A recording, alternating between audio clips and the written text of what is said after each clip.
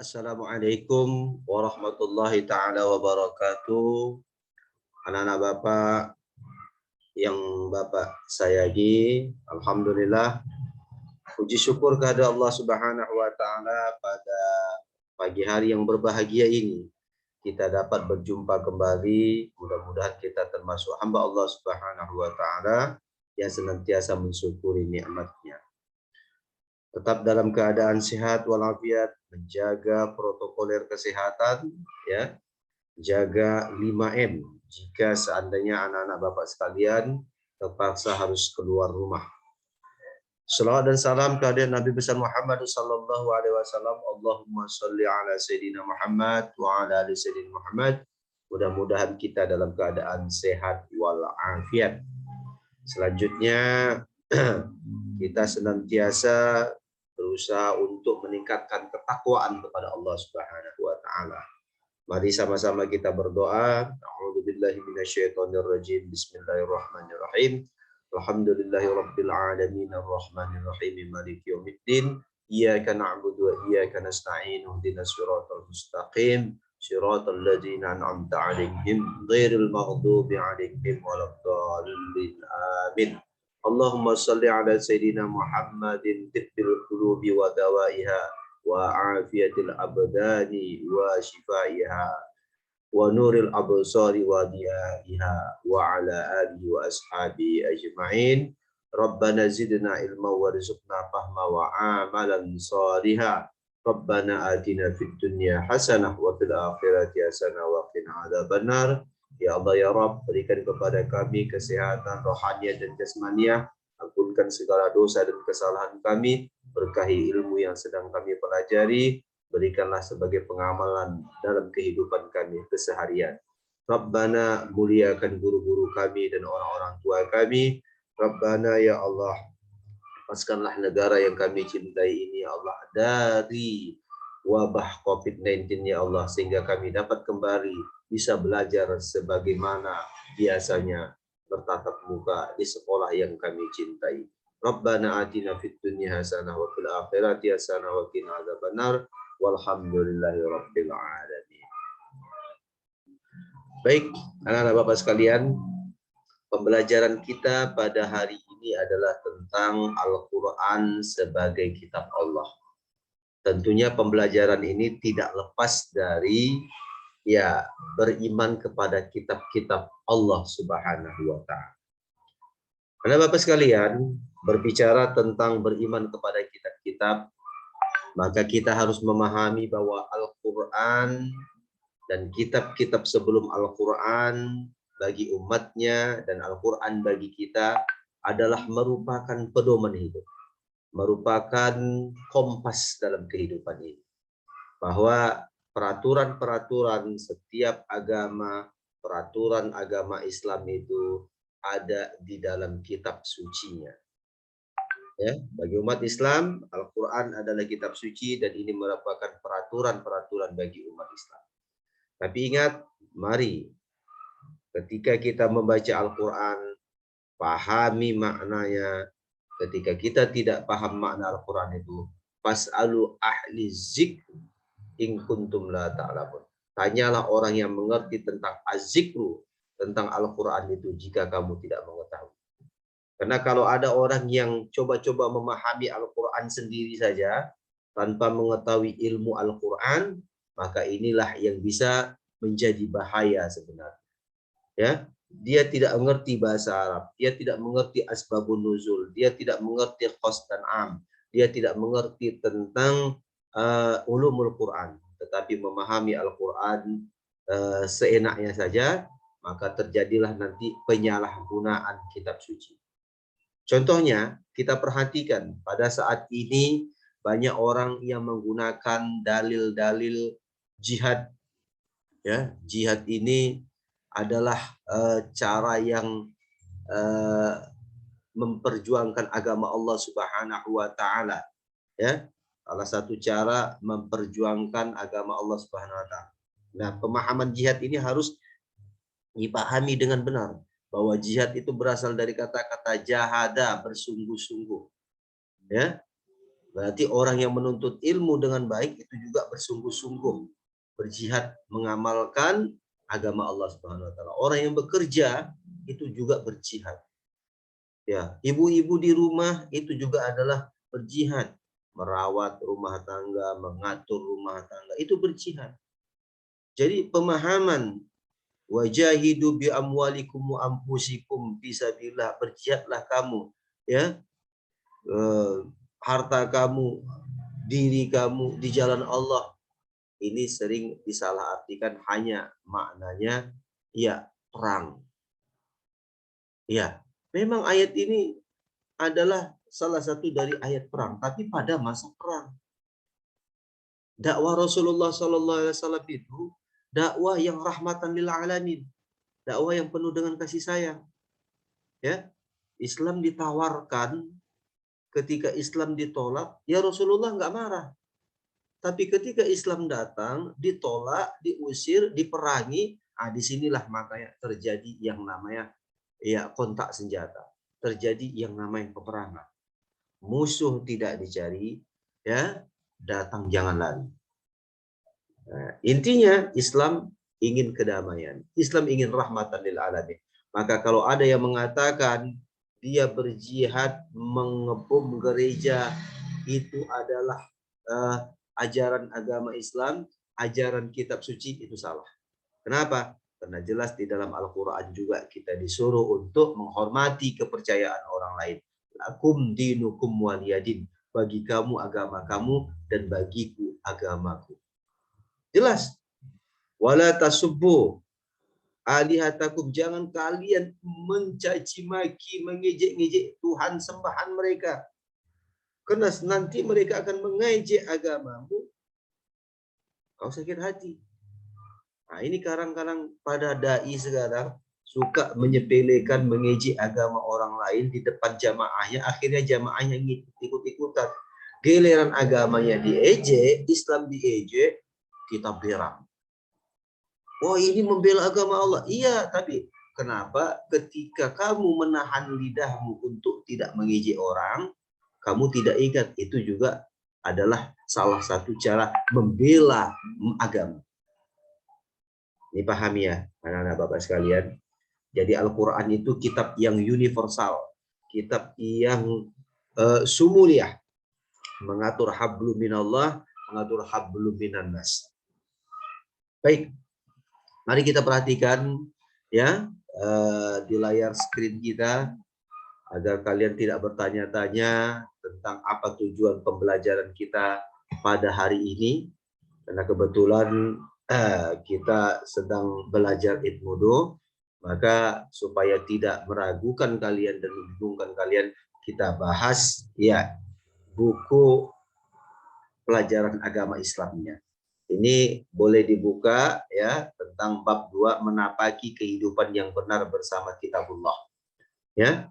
Jadi kalau mau hidup dengan benar, hidup yang penuh dengan harmonis, menciptakan kehidupan yang damai, maka pelajari kitabullah itu dengan benar. Ya, jangan hanya sekedar membaca dan berpikir sempit memahami. Perhatikan gambar ini. Gambar ini ada orang yang membawa kitab, kemudian dia melihat jalan.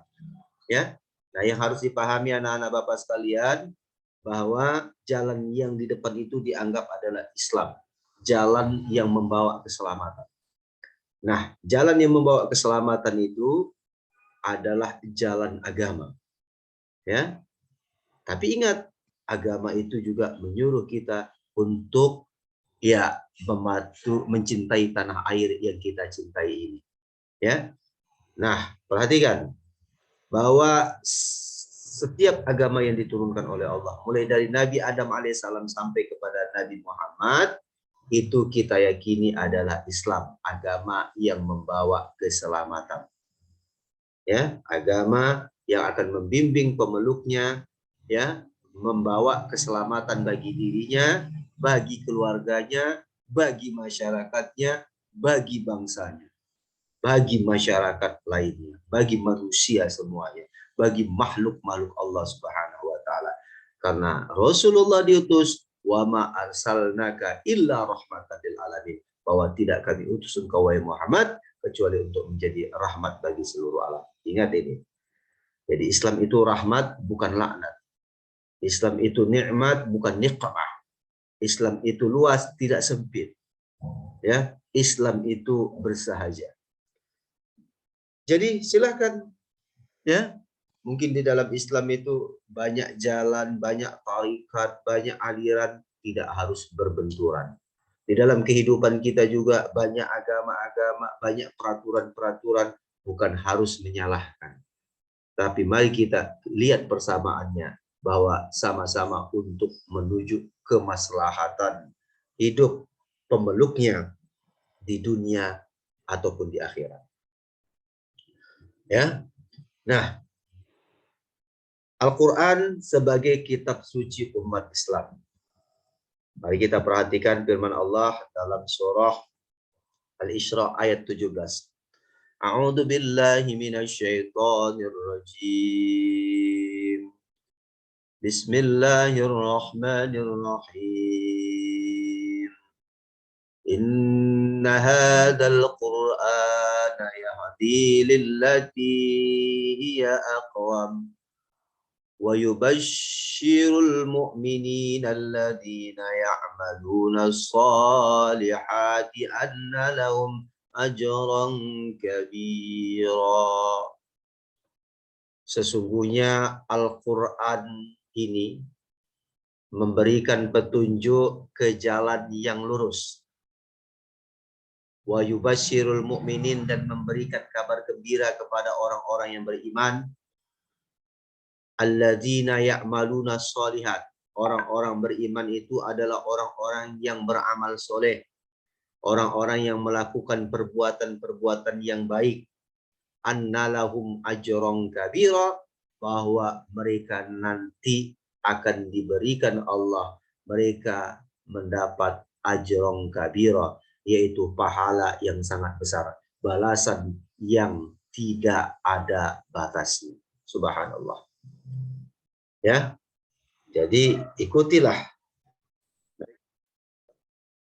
Ya, kembali kita dalam pembelajaran kita. Mohon maaf, yang namanya kita belajar dari ini, ya gangguan yang paling utama tadi itu adalah suara dari tetangga-tetangga, ya, karena kita ya WFH, kemudian jaringan. Ini sangat mengganggu. Kalau sudah banyak yang memakai WiFi, maka akhirnya banyak terganggu di sini. Baik, anak bapak sekalian, kita lanjutkan pembelajaran kita tentang beriman kepada Allah Subhanahu, beriman kepada kitab-kitab Allah Subhanahu wa taala. Ya. Beriman kepada kitab-kitab Allah Subhanahu wa taala. Nah, ini yang kita pelajari tadi. Kita lanjutkan. Jadi Allah mengatakan bahwa Al-Quran adalah petunjuk ke jalan yang lurus. Ya, dan memberikan kabar gembira kepada orang-orang yang beriman. Orang yang beriman yang bagaimana? Yang beramal soleh, yang melakukan perbuatan-perbuatan baik, ya, akan diberikan Allah Subhanahu wa taala pahala yang besar. Jadi kalau orang yang tidak baik pada dirinya atau kepada keluarga atau masyarakat lainnya mengaku beriman, itu tidak benar. Jadi Al-Quran hanya bisa dipahami oleh orang-orang yang beramal soleh, yang berpikir soleh, ya. Bukan seperti yang tadi yang mengatakan bahwasanya membunuh diri itu adalah merupakan ibadah, katanya. Orang lain sedang beribadah, dia pun melakukan ya pengebuban. Itu tidak ada dalam Al-Quranul Karim disebutkan ajaran. Jadi Al-Quran itu juga dalam surah Al-Baqarah ayat 23 dikatakan, wa in kuntum fi raibin mimma nazzalna ala abdina fa'tu bi suratin min mislihi wad'u syuhada'akum min dunillahi in kuntum shadiqin. Jika kamu ragu ya tentang ayat-ayat yang kami turunkan, kata Allah kepada hamba kami, kepada Nabi Muhammad, Maka datangkanlah satu surah saja seperti Al-Quran itu, panggil teman-teman kalian, ya, min dunillah, selain Allah, jika kalian benar. Nah, ini adalah sebuah tantangan kepada orang-orang yang mengejek Al-Quran, pada orang-orang yang ingin menentang tentang kebenaran kerasulan Nabi Muhammad SAW. Tapi hanya sekedar dialek, ya, bukan mau mengajak gontok-gontokan, kan begitu ya. Baik, Bapak sekalian, perhatikan. Nah, ketika mempelajari kitab ini, kita mempelajari bab ini, yang pertama kita harus paham nanti. Kita akan mendapat pengertian yang benar tentang iman kepada Allah. Yang kedua, kita akan dapat membedakan antara Al-Quran dan kitab sebelumnya. Yang ketiga, kita akan tahu membedakan apa itu kitab dan suhuf. Yang keempat, kita akan memahami dan merasakan manfaat mempelajari ya iman kepada kitab-kitab Allah dalam kehidupan. Kelima, kita tahu bagaimana caranya kita beriman kepada kitab-kitab Allah. Dan yang keenam, ya, beriman kepada kitab-kitab Allah ini penting sekali untuk diamalkan di dalam kehidupan kita. Karena tadi kita katakan bahwa kitab adalah ibaratkan kompas, ya, ibaratkan penentu arah dalam berlayar di samudra atau di lautan. Maka kehidupan dunia ini adalah ibaratkan samudra lautan. Kalau tidak ada kompasnya, maka tidak akan selamat. Di negara kita, kita sebagai anak bangsa negara Indonesia ini, maka kompas kita adalah ideologi Pancasila. Itu ideologi berbangsa. Ideologi beragama adalah Islam. La ilaha illallah Muhammadur Rasulullah. Jadi dua-dua ini dijalani seiring. Kan itu ya. Bahwa Islam tidak bertentangan dengan Pancasila. Bahwa Pancasila itu mengayomi semua ajaran agama-agama. Ya, terbukti bahwa dalam Al-Quran kita disuruh untuk beriman kepada Allah, meningkatkan ketakwaan. Pancasila juga demikian. Ya, bahwa kita disuruh untuk menguatkan persaudaraan. Di dalam Al-Quran juga memperkuat ukhuwah watoniyah, ukhuwah islamiyah, ukhuwah watoniyah, ukhuwah basyariyah, makhlukiyah. Kita disuruh untuk memperkuat. Jadi tidak ada pertentangan. Dan jangan coba-coba dipertentangkan. Ya, karena Pancasila adalah intisari dari ajaran-ajaran keluhuran, ya, agama, budi pekerti dari bangsa yang besar ini di Nusantara Indonesia yang tercintai. Baik, anak-anak sekalian, perhatikan kembali, ya, bahwa dalam kehidupan ini kita harus memahami, ya, sejarah. Nah, Al-Quran juga memiliki sejarah. Sebelum Al-Quran itu turun, ya, Al-Quran itu berada di Lauhil Mahfuz. Allah turunkan ke langit bumi yang bernama Baitul Izzah, satu tempat yang bernama Baitul Izzah, di mana dia wallahu a'lam, hanya Allah yang mengetahui. Maka diturunkan berangsur-angsur, kan supaya Pak, supaya umat Nabi Muhammad dapat mengamalkan dan memahami Al-Quran itu secara berangsur-angsur, ya, tidak terkejut dengan Al-Quran 6.666 ayat, 30 juz, 114 surah. Ini bisa membuat terkejut sehingga orang tidak dan merasa terbebani berat untuk mengamalkan Al-Quran itu. Makanya Al-Quran itu berturun dia mudarrajan, berangsur-angsur. Nah, ini terlihat dari pada masa Rasulullah SAW, Al-Quran itu ditulis ada di batu-batu yang pipih atau batu tulis, ada di pelepah-pelepah kurma, ada di kulit-kulit hewan, ada di lembaran-lembaran daun, ya, atau di kulit-kulit pohon ditulis. Pokoknya medianya bermacam-macam. Rasulullah tahu. Apa kata Rasulullah? Uktubha wala taktub ghairuha. Ketika para sahabat ada yang ketahuan nulis, itu apa yang kamu tulis? Al-Quran ya Rasulullah. Tulis, tapi jangan tulis yang lain. Jadi sudah ada ridho untuk penulisan Al-Quran. Nah, ya, Jadi pada masa Rasulullah SAW wafat, Umar bin Khattab datang kepada Abu Bakar Siddiq agar mengumpulkan dan menuliskan Al-Quran dalam satu versi. Kenapa? Karena ini macam-macam sahabat menulisnya. Misalnya sahabat A dapat surah Al-Maidah, yang ditulisnya pasti surah Al-Maidah dulu. Sahabat B dapat surah Al-Baqarah, pasti yang ditulisnya surah Al-Baqarah dulu. Dapat surah At-Takasur, pasti yang ditulisnya surah At-Takasur dulu. Nah, harus ada penyeragaman.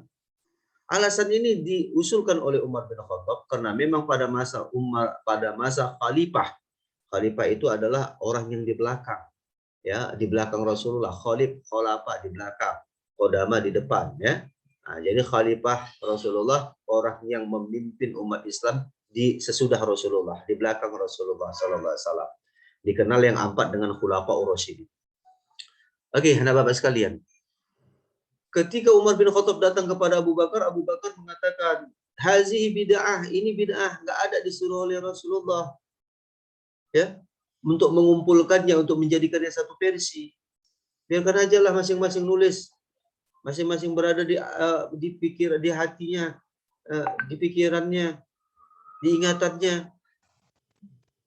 Apa kata Umar bin Khattab? Kamu lihat,